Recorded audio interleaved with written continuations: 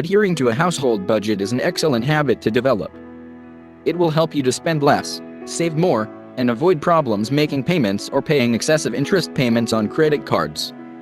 In order to create a household budget, you will just need to document your current spending and earnings and the financial discipline to adjust your spending so that you will be on better financial footing. Part 1. Setting up your spreadsheet or ledger. 1. Decide how you will document your household spending, earnings, and budget. You can use a simple pen and paper, but it is much easier to use a spreadsheet program or a simple accounting program if you have access to one. You can find sample budget worksheets from Kiplinger. Calculations in a simple accounting program, such as Quicken, are virtually automated, as they are made for this type of project. This type of program also has additional features that may come in handy for formulating budget, such as savings tools. However, they are not free, so you will need to invest a little bit of money in order to use one of them. Many spreadsheet programs come with a built-in template for calculating a household budget. They will need to be customized for your specific needs but will be easier than starting from scratch. You can also use electronic budgeting software, such as Mint.com, which will help you keep track of your spending. 2. Format the columns of your spreadsheet. Work from left to right. Use titles for columns such as date of expense, amount of expense, payment method, and fixed or discretionary. You need to record in a disciplined way all of your expenses, as well as your income. Many software programs and apps have mobile apps where you can add your expenses on the go. The payment method column will help you to keep track of where records of your expenses can be found. For example, if you pay your electric bills with a credit card every month to earn miles, note that as the payment method in the column. 3. Categorize your expenses. Each entry should go into a category so you can easily see how much you spend on monthly and yearly bills, regular essentials, and discretionary costs. This will help you when you go to input your expenses and when you want to look through them for a specific expenditure. Common categories include rent or mortgage, utilities, such as electricity, gas, and water, household operations, such as lawn or maid service, transportation, groceries and other food. Using a software program to do this has the added benefit of being able to easily categorize the type of spending as well as calculating totals in different ways that are useful to understand what, when, where, how much and how you spend. Software will also allow you to divide your spending into different time periods and priorities. If you are using a paper ledger, you may want to create a separate page for each of these categories, depending on how many expenses you have in each category every month. If you are using software, you will be able to add rows easily to fit all of your expenses in. Part 2. Documenting your spending. 1. Put your biggest regular expenses into the spreadsheet or ledger. Some examples would be car payments, rent or mortgage, utilities. Installation payments, such as student loans and credit cards, also go in here. Make a separate row for each expense. Put in estimates as placeholders until the actual bills come. Some bills, such as your rent or mortgage, usually stay the same every month, while others are more variable. Put in an estimate of your recurring bills, but once the bill comes and you pay it, put the actual amount into your ledger. Try to either round up or down to the nearest $10 for an average estimate on how much you spend for each item. Some utility companies will allow you to pay average amounts all year, instead of having your bill fluctuate each month.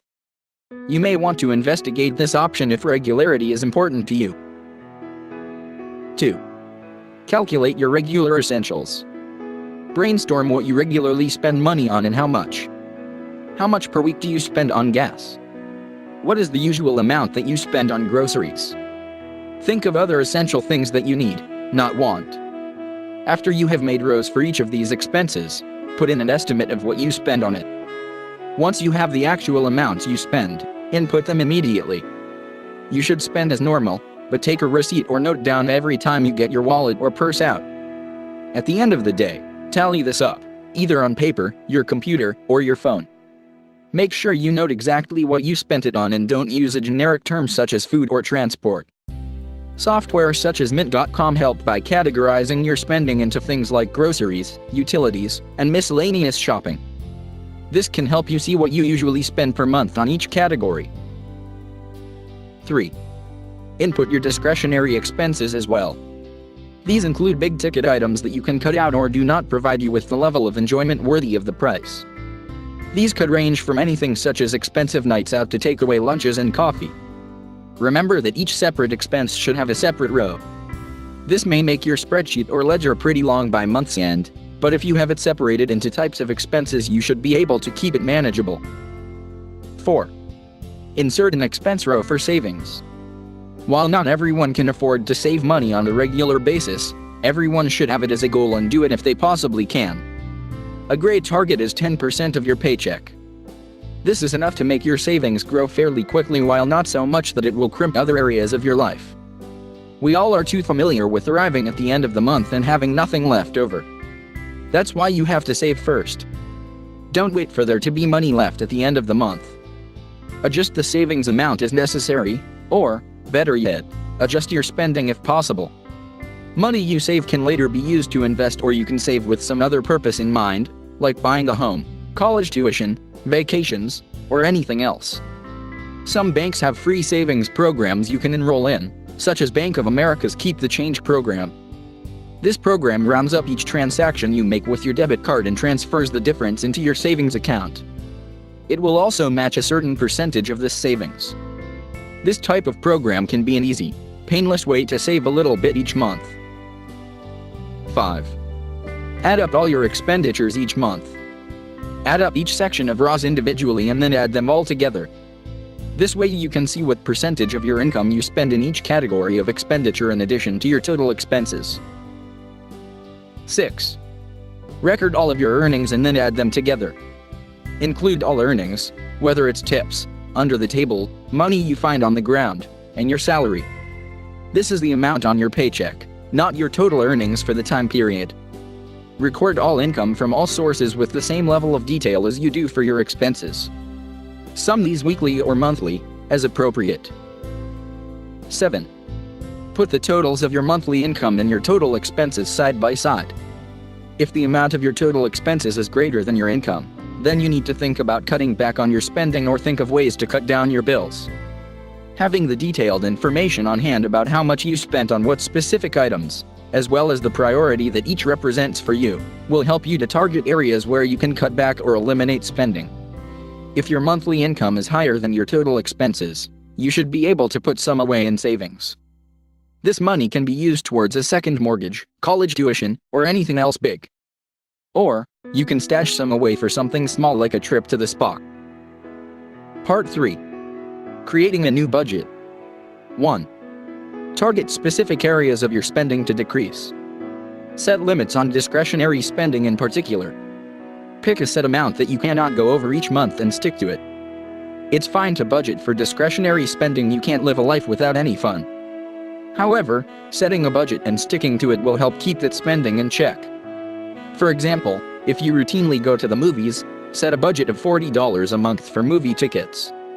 Once you've spent that $40, you can't go to any more movies until the next month.